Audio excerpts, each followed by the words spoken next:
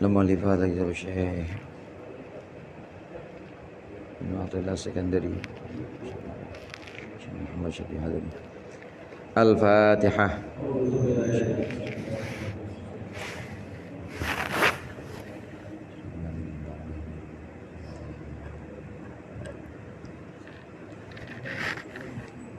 Bismillahirrahmanirrahim. Alhamdulil muallimit tullabi wa musahilil khairi liman yata'allamu. Thumma assalatu wassalamu ala nabi wa alihi wa sahbihi jayu'damu. Ya Rabbana kaffir anna dunubana wa walidina wa liman huwa muslimu. Nad'uka Allahumma ilman nafi'a min yawmina ilal hisabi yaqumu. Amin amin amin wa ya fattahu. Amin amin amin wa ya alimu. Bismillahirrahmanirrahim. Qala al-muallif rahimahullah wa nafa'ana bihi wa bi ulumihi wa bi barakatihi fid dharain amin. Qala Umar bin Abdul Aziz, telah berkata Umar bin Abdul Aziz, asbahtu wa ma li sururun illa fi mawaqil qadari. Aku masuk di waktu pagi hari wa ma li sururun, dan tidak adalah bagiku kesenangan illa fi mawaqil qadri, illa fi mawaqil qadari, kecuali dalam tempat-tempatnya takdir. Ini masih membahas tentang seorang akil atau orang yang punya pikiran.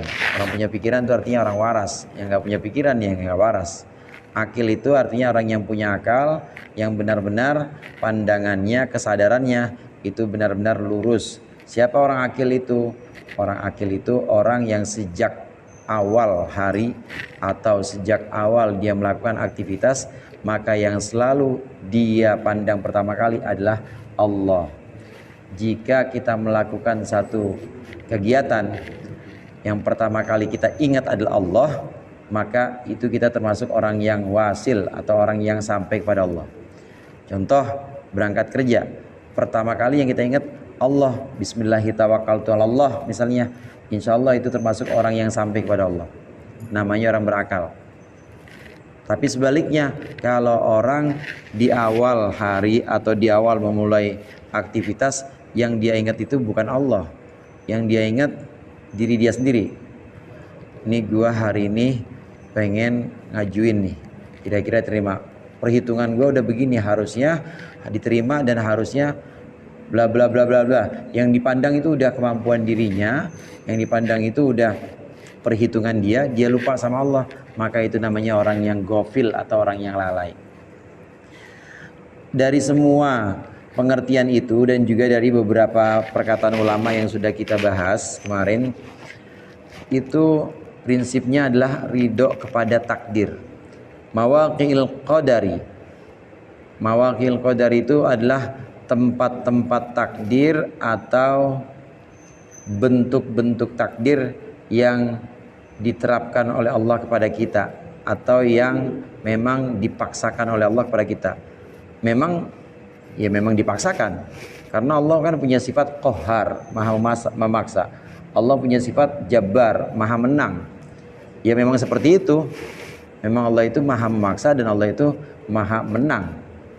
Nggak ada satupun yang bisa memaksa Allah dan nggak ada satupun yang menang di hadapan Allah. Allah yang paling menang.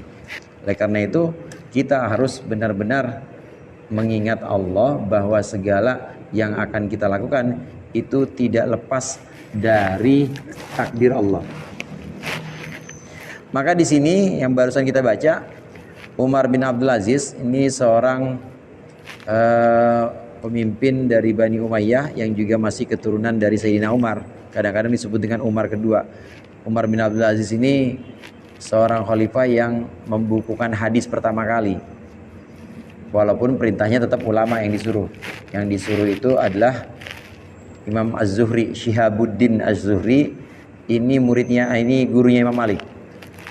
Umar bin Abdul Aziz perintah kepada ulama namanya Syihabuddin Az-Zuhri. Gurunya Imam Malik. Syihabuddin Az-Zuhri ini masih ketemu sahabat. Jadi Syihabuddin Az-Zuhri ini tabi'in untuk membukukan hadis. Pertama kali yang dibukukan hadis adalah pada masa Umar bin Abdul Aziz. Ya kira-kira itu tahun hijriahnya ya tahun-tahun 80 hijriah lah. Nah ini masih belum ada Imam Bukhari, bahkan belum ada juga yang terkenal seperti Imam empat mazhab itu, Imam empat mazhab yaitu Imam Malik, Imam Hanafi. Udah ada tapi belum ini, masanya lebih dulu Umar bin Abdul Aziz. Umar bin Abdul Aziz termasuk khalifah yang bisa dikatakan baik di antara khalifah Bani Umayyah itu. Soleh, orang soleh. Apa kata Umar bin Abdul Aziz? Setiap kali masuk di pagi hari, maka yang paling aku rasakan kebahagiaanku adalah ada di tempat-tempat takdir atau ridho kepada tempat-tempat takdir. Mau Allah tetapkan apapun, dia ridho terhadap ketetapan Allah. Dan ini kan termasuk yang wajib, saudara. Ridho kepada takdir itu kan rukun iman. Rukun iman. Bagaimana yang berapa? Keenam. Rukun iman yang pertama iman kepada Allah. Nah kadang-kadang kita kalau udah sampai yang keenam nih agak ngeri-ngeri sedap. Ya gimana ya, harus ridho emang. Apapun yang Allah tetapkan kepada kita maka harus ridho. Empat kemarin itu.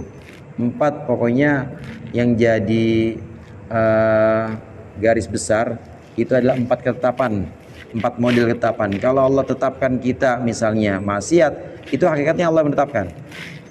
Ini Allah nunggu, artinya Allah nunggu di sini lihat kita waktu kita ditakdirkan maksiat, buru-buru taubat nggak kita? Ini model pertama. Maka harus cari, harus bentuk diri kita jadi orang yang buru-buru taubat kalau Allah tetapkan maksiat. Model yang kedua, kalau Allah tetapkan nikmat, ini dilihat sama Allah nih, kita jadi buru-buru orang yang syukur nggak sama nikmat itu. Jadi jangan dapat nikmat, Allah tetapkan, takdirkan nikmat kepada kita saat ini, terus kita lupa sama Allah, kufur sama nikmat, jangan. Model yang kedua, kalau dikasih nikmat, buru-buru syukur. Model yang ketiga, kalau Allah tetapkan musibah, buru-buru sabar. Musibah. Model yang keempat, kalau Allah tetapkan kita taat, bisa ngaji, bisa ngapal, bisa paham, bisa sholat, buru-buru lihat Allah, namanya akil. Buru-buru melihat Allah bahwa ini bukan kebolehan saya, ini bukan bisanya saya, ini ilmu juga ilmunya Allah, sholat saya juga sholatnya Allah, ibadah saya juga ibadahnya Allah. Allah semua yang bikin. Empat model itu nggak akan lepas, yang namanya takdir nggak akan lepas dari empat model itu. Tinggal kita aja, kita nentuin apa. Coba dah sebutin apa dah. Motor hilang apa tuh? Nikmat atau musibah? Musibah. Jadi harus buru-buru sabar. Godain bini orang. Apa tuh? Model yang mana tuh? Maksiat, harus buru-buru tobat. Jangan hobi. Jadi hobi. Terus contoh lagi, misalnya diangkat di kantor jadi ketua dakwah masjid kantor. Apa tuh? Model yang mana tuh? Taat, buru-buru. Kalau ternyata bisa melaksanakan itu buru-buru, bukan gua itu, tapi Allah. Jangan mentang-mentang lah gua ngajinya mah sama kiai banyak. Pantas lah gua ketua DKM-nya, ketua dakwahnya harusnya emang gua. Jangan begitu. Kalau ini ya sakit, ya gudik, korengan, apa tuh? Model yang mana? Musibah, buru-buru sabar, Pokoknya takdir nggak akan lepas dari empat model itu. Maksiat, atau taat, atau nikmat, atau musibat. Nah tinggal kita nentuin mau jadi orang yang mana. Mau jadi orang yang selamat, ya buru-buru syukur, taubat, buru-buru kita sabar dan buru-buru kita berlepas diri. At-tabarri minal hauli wal quwwah, itu artinya berlepas dari kebisaan kita. Langsung buru-buru, bukan saya itu yang bisa begitu, tapi Allah kalau taat. Semua takdir itu nggak akan lepas dari 4 model ini. Maka iman kepada qada dan qadar itu artinya ridho kepada qada dan qadar, ridho kepada takdir Allah. Tidak ada sesuatu yang paling membahagiakan kita dan paling melegakan dada kita kecuali kita ridho sama takdir Allah. Berani besok kalau Allah takdirin yang jelek-jelek, berani nggak? Ya harus berani, ya harus terima. Maksudnya berani di sini harus ridho. Banyak itu hadis tentang takdir yang sifatnya itu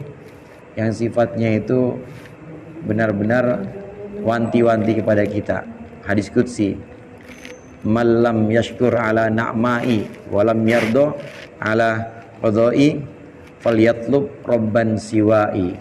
Siapa yang tidak bersyukur kepada nikmatku, udah dikasih nikmat tapi enggak syukur, dikasih nikmat badan pada sehat, ya bisa buat sholat. Ada orang yang sholat harus pakai bangku, ada orang yang sholat harus tiduran. Nah kita sehat nggak dipakai.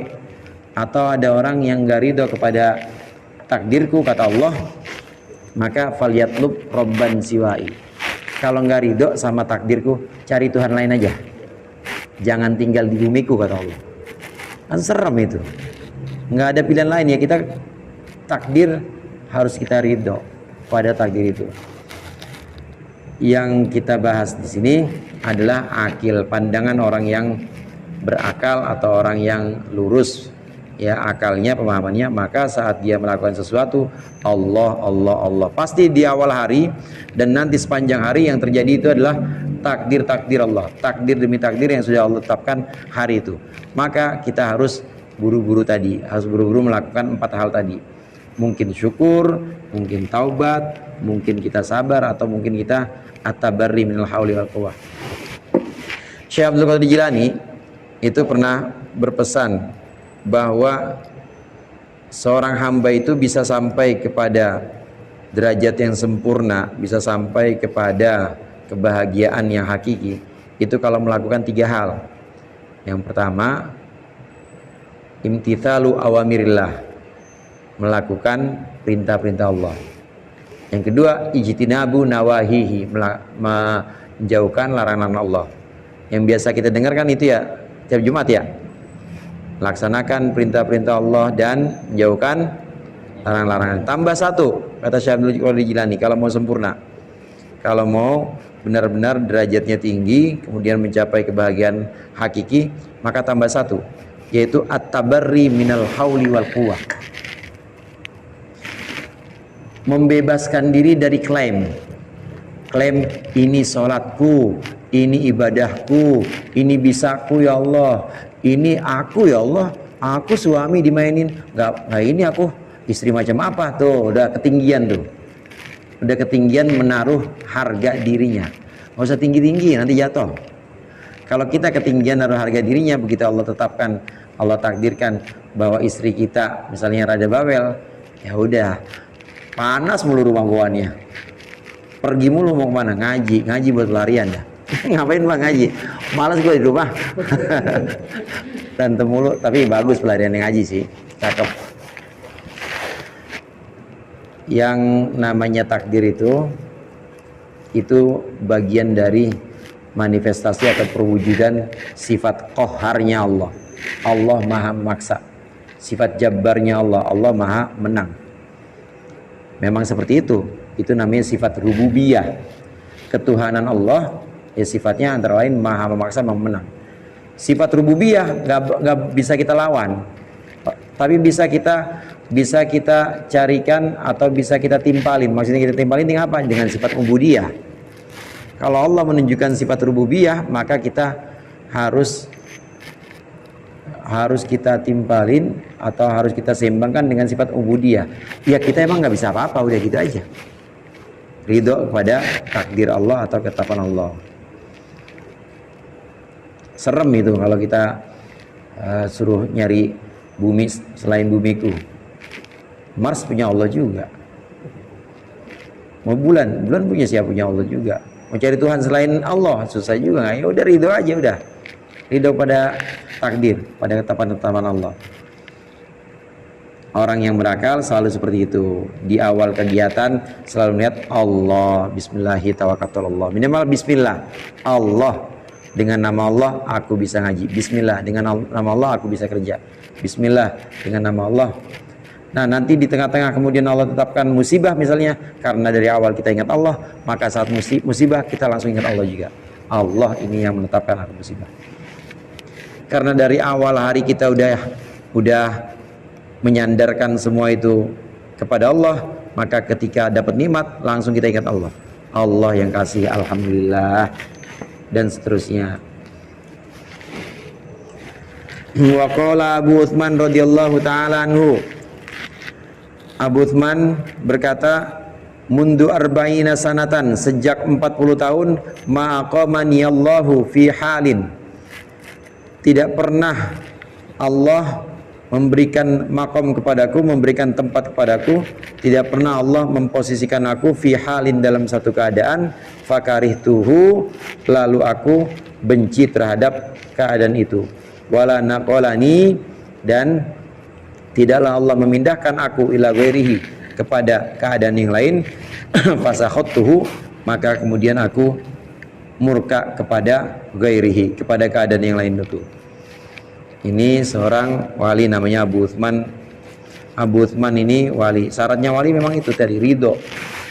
Syaratnya jadi wali itu ridho kepada takdir Allah. Udah ridho aja. Ridho kepada ketetapan-ketetapan Allah. Kata Abu Utsman radhiyallahu an, 40 tahun aku selalu 40 tahun tidak pernah sedikit pun aku itu benci kepada satu keadaan yang sudah Allah tetapkan padaku. Mau itu sakit, mau itu melarat, mau itu apa, aku tidak pernah benci kepada keadaan yang sudah Allah tetapkan padaku. Dan kalaupun aku dipindahkan oleh Allah ke keadaan yang lain, aku juga tidak pernah murka. Suhtun itu murka. Suhtun itu lawannya ridho, saudara. Jadi orang yang ridho pasti dia orang yang nggak ridho pasti dia murka. Orang yang nggak ridho pasti dia murka. Orang yang ridho pasti dia nggak murka. Bahasa Arabnya suhtun. Apa murka itu? Murka itu zikru ghairi ma qadallahu lahu. Yang namanya murka atau suht itu adalah mengingat-ingat sesuatu yang bukan yang sedang Allah tetapkan pada dia, itu namanya murka. Ada seorang misalnya Allah tetapkan melarat, Allah tetapkan sakit, Allah tetapkan melarat, Allah tetapkan sakit, dia nggak benci, udah dia terima gitu, dia terima. Kemudian Allah pindahkan dia tadinya sakit, melarat, lumayan sekarang, ekonominya lebih baik, kemudian sehat terus. Lalu ini dipindah dari kondisi pertama ke kondisi kedua. Lalu ada angan-angan dia mengingat sesuatu. Iya ya, kemarin kan sakit parah banget, kemarin melarat, bener-bener paling melarat di kampung. Ya enak juga sih kalau Allah angkat lagi nih, jangan cuma segini, tapi kayak kayak lurah sono diangkat juga derajat saya, mudah-mudahan. Nih ngomong begini nih, namanya suhtun, namanya tidak ridho. Udah Allah kasih, dikasih hati minta udah Allah kasih, tapi dia masih mengingat-ingat sesuatu yang tidak ada di depan mata kita, mengingat sesuatu yang tidak ada di depan mata dia. Yang ada di depan mata dia harusnya dia jalani aja, udah ridho. Nah kalau ada bayangan tadi, kalau ada bayangan menyebut sesuatu yang tidak sedang Allah tetapkan pada dia, maka namanya dia itu murka. Murka itu tidak ridho. Orang sabar mungkin bisa, orang sabar masih dalam kategori sabar, asal dia nggak ngeluh aja, sabar dia. Dikasih sakit nggak ngeluh, sabar. Nah saat sakit kemudian punya angan-angan, punya harapan, sembuh ya Allah, berikan aku kesembuhan, sabar masih, tapi belum ridho. Ridho mah udah nggak bayangin apa-apa, Udah Allah pengennya ini sama aku, ya udah. Jadi ridho lebih tinggi dibanding sabar. Orang ridho lebih tinggi dibanding sabar, karena sabar itu sudah benar-benar tidak mengingat sesuatu yang tidak Allah tetapkan pada dia saat itu. Udah, yang namanya ridho ya seperti itu. Para wali itu ridho, bukan hanya sabar tapi tingkatnya sudah tingkat ridho. Wa min amlahi ma ra'aitu fi hadzal ma'na alladzi dzakarahu al-muallif wallahu a'lam bissawab.